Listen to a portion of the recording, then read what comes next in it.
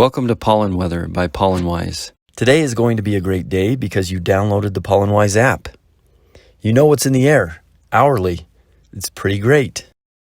We're right in the middle of grass season in North America, and even if your pollen levels are low, there is always a risk for one of those acute attacks. If you're out mowing the lawn and there are flowers on your grass, if you're walking through a meadow, if you're changing elevations, if you're moving into an area that's shaded, all of those are recipes for, hey, there's not pollen in the entire city, but in this location that I'm going to, that is a microclimate, that is a little bit different, that there's some activity happening, you have the opportunity to inhale some really high pollen levels. So be careful out there. And I urge everybody to learn what grass flowers look like, and we'll start having some segments on that soon. Looking at the forecast for peak pollen concentrations for the day, things are looking pretty good. Unless you're in northern Utah, northern Texas, northern Alabama, or northeastern Iowa, you're in pretty good shape. Seattle also area could have some very high grass pollen levels today. For the rest of you, things are looking pretty mild, and so just be cognizant of where you're at and what you're being exposed to.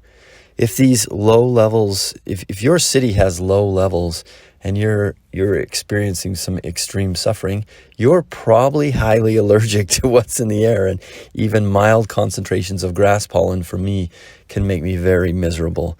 Personally, I get really itchy in the back of my nose just for grass pollen. The other types that I'm allergic to, it's a whole different story. Let's also take a look at the mold map, and we've recolored it today so that the numbers jump out a little bit more. I would say that things are really mild for mold for the entire country. I mean, the highest number I see on the map here is we're forecasting 75 in northern Utah. Considering that we're coming out of spring and things are drying out, and I said this yesterday as well, all things considered, I think we're in pretty good shape. Even Houston is cleared up from the high mold concentrations, or should clear up today from the high mold concentrations that they had yesterday. I even see a 1 on there. That's pretty darn good. The other thing to think about here with mold and pollen is precipitation. And we always look at the precipitation map.